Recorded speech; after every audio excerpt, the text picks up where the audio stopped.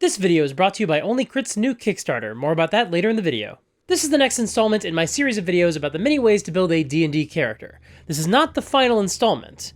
However, I do expect this to be the final installment that uses the 2014 rules. That is actually why for the past few videos in this series, we've been focusing on rules and features from the 2014 rules, like feats and backgrounds and multi-classing options. And for this installment, we're wrapping up that run of videos with the last option available to players when they build their characters using the player's handbook: spells. Now, for a lot of D&D characters, they're never going to interface with the spells at all. But personally, I don't find that playing martial characters has been all that satisfying in D&D, because I like having a lot more options on my turns. I love the creativity of finding unexpected uses for spells to solve problems. I think I really came to this conclusion when I played a Rune Knight fighter, and realized that once I ran out of runes during an encounter, I just started to check out a lot more during that fight. Now, that is not to say that I'll never give playing a martial class another try.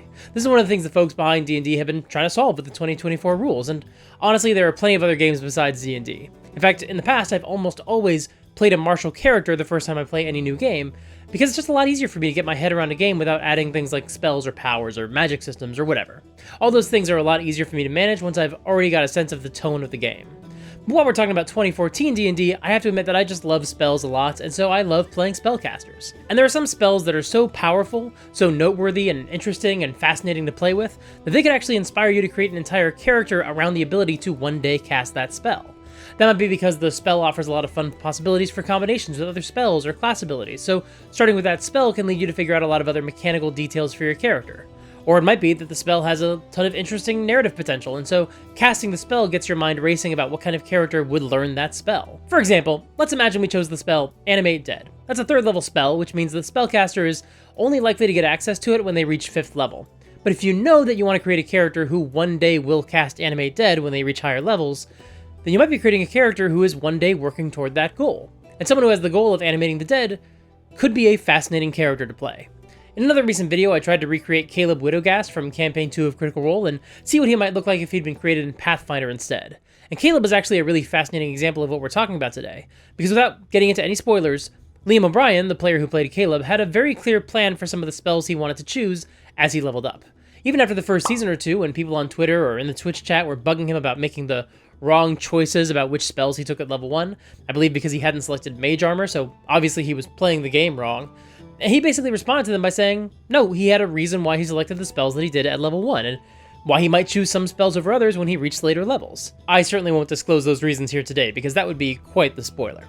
But while I don't think the spells he chose were the inspiration for the character, he had other inspirations at play, it would not be difficult to take a similar approach by starting with the spells you might either want to take at level 1 or aspire to take when you reach higher levels. Also, in my Caleb video, I discussed what I thought were the ways that Caleb was obviously influenced by Raceland from the Dragonlance novels, but thank you to the commenter who corrected me that Caleb was more directly inspired by the character of Schmendrick from The Last Unicorn. I've never read or watched The Last Unicorn, so I'm not familiar with the character, so that would have gone right over my head at the time.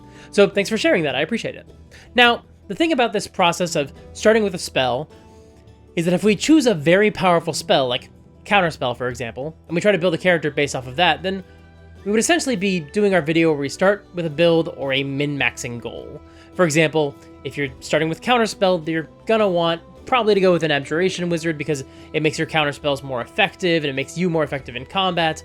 So it's a more Munchkin approach, I guess. And there's nothing wrong with that, but I want to save that video for when I get my hands on the new rules, since that video will probably be a lot more helpful to new players if it matches what will be the current edition of the game. And the point of today's video is to show that a spell can be used as inspiration even if it's not necessarily one of those optimal spells. So today I'm going to choose a spell from the game completely at random, and then we're going to see what it might look like to build a character using that spell as our inspiration. Of course, whenever you create a new character, you're faced with an eternal question. What kind of new dice should I get to play this character? And thankfully you can get some fantastically expressive dice from OnlyCrit's new Kickstarter for Fuck Dice. This video is sponsored by OnlyCrits, and they've got a new Kickstarter running right now where they're offering you some gorgeous sharp-edged dice that say fuck on them. You can get a full set of 7 polyhedral dice, as well as a matching d20 that says yeet on the 20 and fuck on the 1. You can also get a d20 that says fuck you on the 20 and fuck me on the 1, because we've all had those moments at our tables where the die rolls in such a way that the only possible course of action is for you to look at the dice, know that you got the worst possible result, and say, fuck. But I also love that the 20 has a positive expletive. I'm not encouraging you to say fuck you to your game master, but your dice can say that to your game master's monsters, thanks to this new Kickstarter from Only Crits and their fuck you, fuck me, fucking yeet dice. So check out the Kickstarter in the links below. The Kickstarter ends on the 31st, so don't delay. Jump into the campaign now to make sure you get the dice you need to bring your colorful characters to life. And thank you so much to Only Crits for sponsoring this video. So what we're going to do today is create a character live in front of you, starting by randomly selecting a spell, and then building our character around that spell. So let's begin. So let's figure out exactly what spell we're using.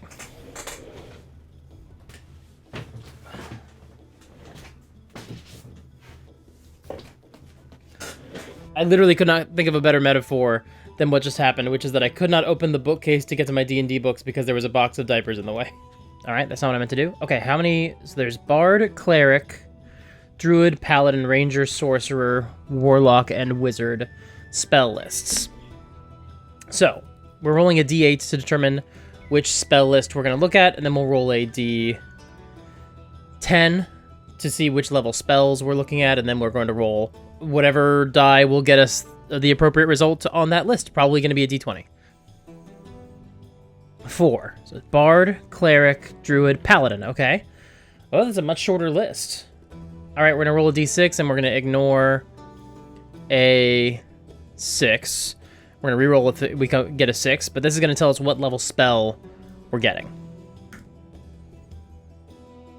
Okay, we reroll.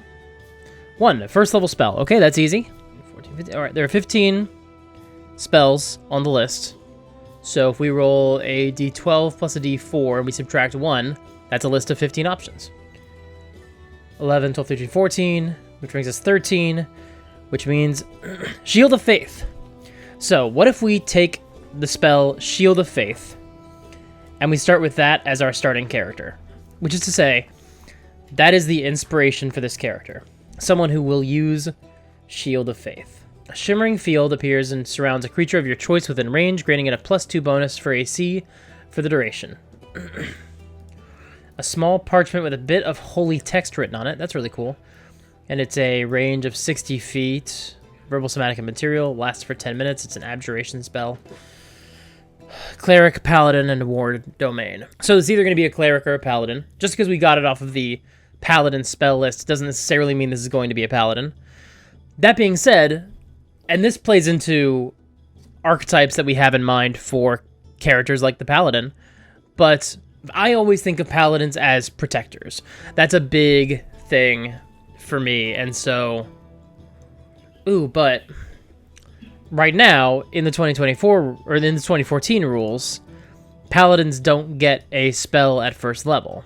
That's okay, because part of the challenge of this process is you might pick a spell that you're not going to get for several levels. Like, oh, I one day want to have a character who can cast Simulacrum, who can cast Polymorph, and that's sort of where you're going with the trajectory. But I have an idea based on this, based on the fact that the material component is a small parchment with a bit of holy text written on it.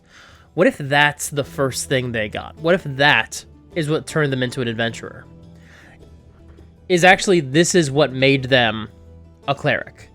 That they had this piece of holy text and they were able to read from it and use it to protect people.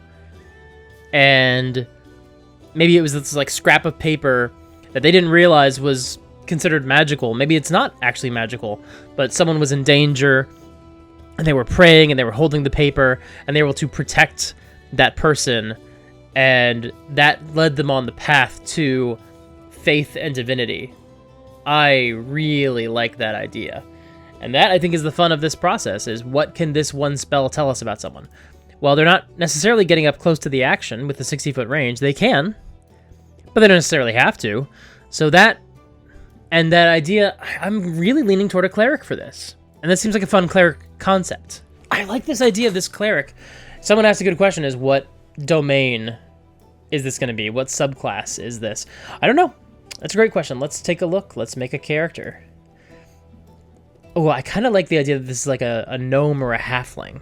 Because I'm picturing someone who, like, oh gosh, there were like bad guys in the house, and this person was like hiding in a closet. I think I'm picturing Jet Li's origin in Unleashed, except without some of the specific graphic content that occurred in that movie, in that scene, but basically someone who was like hiding while their parents were being threatened or intimidated or something, and they are like sitting there just praying and making sure and hoping that their mother or their father is okay, and then the scroll basically activates and protects them. So I think the idea of them being really small and unassuming really helps fit that vibe to me, and I can't really explain it any more than just vibes. I think I'm gonna go with halfling.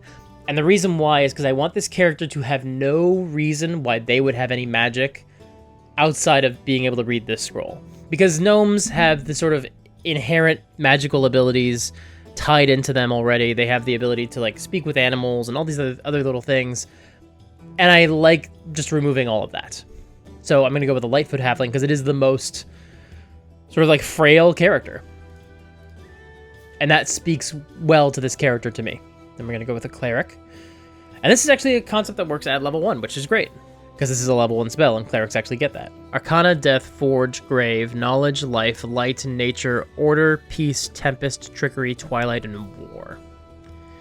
I don't think it's War.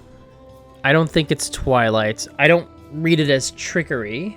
I'm seeing a lot of people in the chat saying Life, which I do think works. Life is kind of where I'm leaning as well. I'm trying to see if there's anything else that kind of works better than that. The only one might be Knowledge.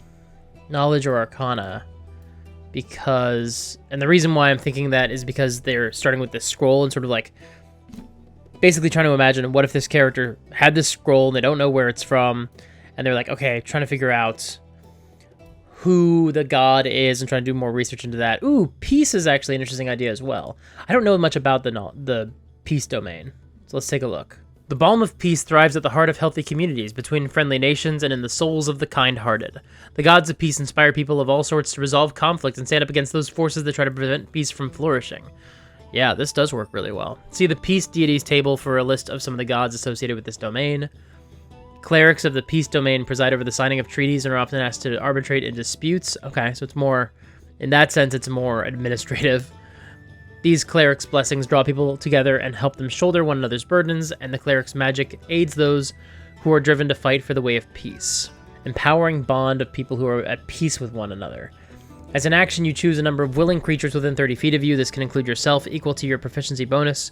You create a magical bond among them for 10 minutes or until you use this feature again. While any bonded creatures within 30 feet of each other, each creature can roll a d4, and add that number roll to an attack roll, an ability check, or a saving throw it makes. Each creature can add the d4 no more than once per turn. That's a great ability.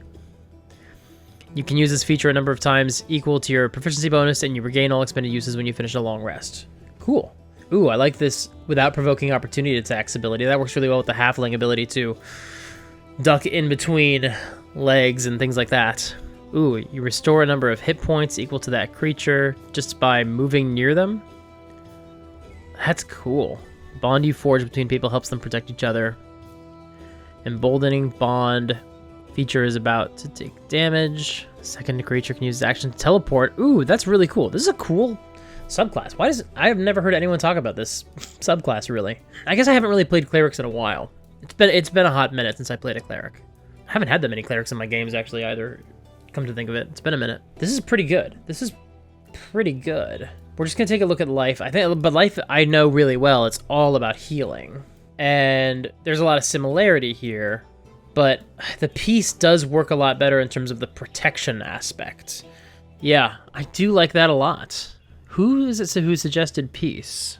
Smiling Tomatoes. Smiling Tomatoes, welcome. I don't think I chatted with you. Yep, if the focus is on conflict ending.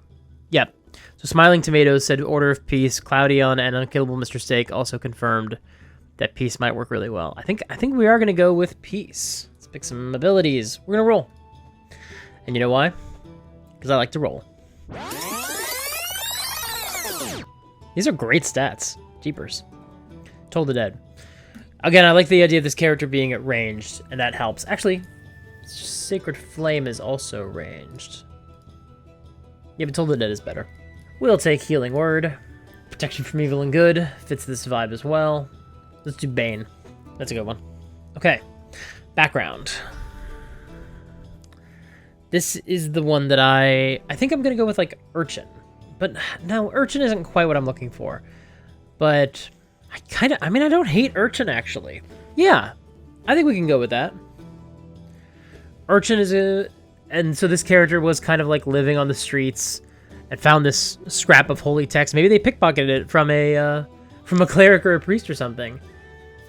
And so now they have that scrap of paper that allowed them to accidentally pray to some god and get some magic. Yeah, I like that. I ask a lot of questions. I like that. And I hide scraps of food and trinkets away in my pockets. Respect, we're going to take care of each other because no one else is going to do it. Ooh, I like that. My town or my city is my home and I'll fight to defend it? No. I sponsor an orphanage? I don't think so. I owe my survival to another urchin who taught me to live on the streets? That's fun, I like that.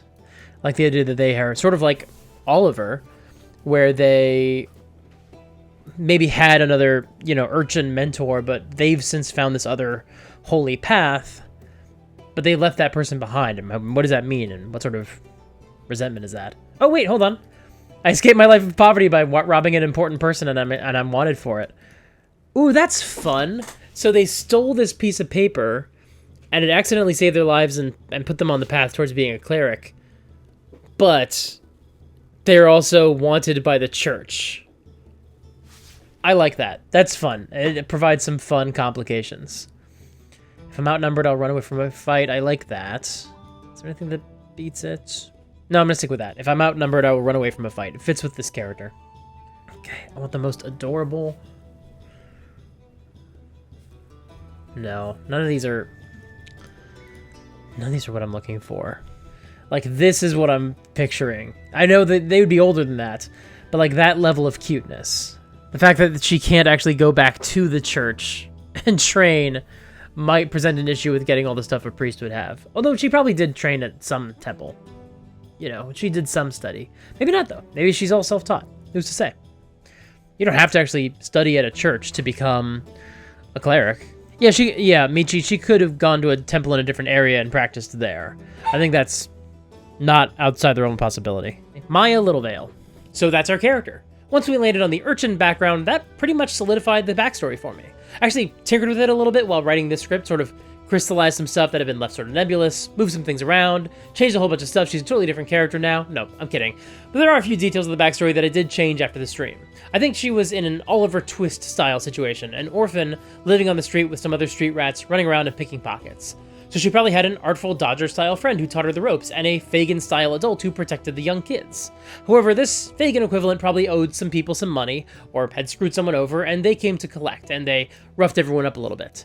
However, our player character, Maya Littlevale, had recently pickpocketed a priest, and had a scrap of a religious scroll. So as she's hiding and her fellow gang members are getting beaten up, she almost unconsciously prays while holding the paper, and casts Shield of Faith on our Fagin counterpart.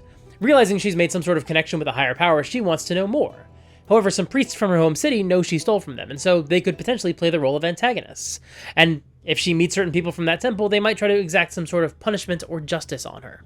At this point, I've come to a fork in the road, because there's something else I realized in writing this script. I've made this character before. The character who used to be a criminal and then found faith and tried to turn their life around. I've made that character a few times. I made a whole video about how this is one of the archetypes I keep coming back to over and over. I have no idea why I keep making characters who are former criminals who have found faith or some other higher purpose that redeems them. It's really weird, actually. But I also really like this character, and I do think that because she has some notable differences, this doesn't have to be a reprise of that same archetype, because Maya Littlevale has a different dramatic question at the heart of her character. Unlike those other characters that I've created in the past, Maya was never a killer. So I'm not so sure she needs to be redeemed, per se, not like those other characters did. So what's the core question of this character? Well, I haven't chosen a god yet for Maya, and the reason for that was because I'm creating this character in a vacuum, and I don't know which gods would theoretically exist in my Game Master's world. But maybe that actually works for this character, because Maya stole this random scroll from a priest, so she would know which god that priest worshipped. But when she casts the spell without even trying, she might start to ask, was I praying to the same god? Is that the god who answered my prayer? Maybe she didn't even consciously pray. Maybe she just already had the scroll in her hand. She'd stolen it and come back to the hideout, but now she was trying to figure out what it was and what to do with it, and then the bad guys showed up, and she and some of the other kids hid themselves away, and so she was still holding it almost unconsciously. Maybe she wasn't trying to pray. She was just whispering, please, please don't hurt him, over and over to herself under her breath. And somehow, that was enough. And maybe the spell was really flashy and dramatic. The paper lit up, glowing letters lifted off the page and wrapped around her the gang leader to protect him, so there's absolutely no mistaking that she did cast that spell, and that she did so using that piece of paper. And also, if I'm considering the other members of this holy order to be additional antagonists, it doesn't really make a ton of sense for her to go and train and study with them, because they might find her and try to punish her. But also maybe they're a more severe, strict religious order. I'm actually imagining the introductory scenes of the Brotherhood of Steel in the new Fallout show. So maybe she's not a member of that order, and she's not necessarily trying to join. So maybe the question she's grappling with throughout the campaign is where her magic actually comes from. Does she serve a god without realizing it? Does she want to serve a god? Does she even need to? Mechanically, we know that she doesn't. Clerics don't have to draw their magic from a god. They can get their magic from an ideal that they believe in. It is entirely possible for Maya's magic to manifest purely because she wanted to protect her friends. But it also doesn't need to stay that way. As she continues to adventure, learn more about other gods, and perhaps more importantly, learn about other temples and what their priests are like, it's very possible she'll wind up committing herself to a god, whether it's the same one the pickpocketed priest worships, or someone else entirely. And not only does this help justify her desire to go and wander and adventure, but it also leaves a lot of open questions for where her story arc can end, depending on what happens in the campaign. And both those things are really important to me when making characters. Now, if she draws her magic from protecting her friends, then I might wonder why she left home at all to go adventuring. And this is where I'd propose that maybe one of the other party members could be someone else who was in the orphanage/gang, especially if there is a rogue in the party. That would work really nicely. I'm assuming all rogues are orphans who grew up pickpocketing people on the streets. If you play a rogue, prove me wrong, tell me about your character's backstory. And so yeah, that's our character. And it's the last one of these we're going to do with the 2014 Player's Handbook. Next time we do one of these for D&D, it'll almost certainly be done with the new rules. However, it might be a minute before we get to that. I've got a ton of exciting videos planned for the next few months. I also might tinker with the format of these videos, so there's more of a wrap-up at the end, like we did for this one. We'll see, it depends. These videos don't really do all that well compared to other videos I make, so if you want to see more of them, or see them more frequently and sooner, then make sure to watch this video and share it with your friends, and like and subscribe, and do all the things that help tell YouTube that you like the video and you want to see more of these. You can support me financially by joining my Patreon or becoming a YouTube member. Join my Discord server to hang out with other awesome people, and sign up for my newsletter to catch some other updates I've got brewing. Click here to watch my video about the various monster manual covers throughout history. That was a pretty fun one to make. Until next time, play fair, and have fun.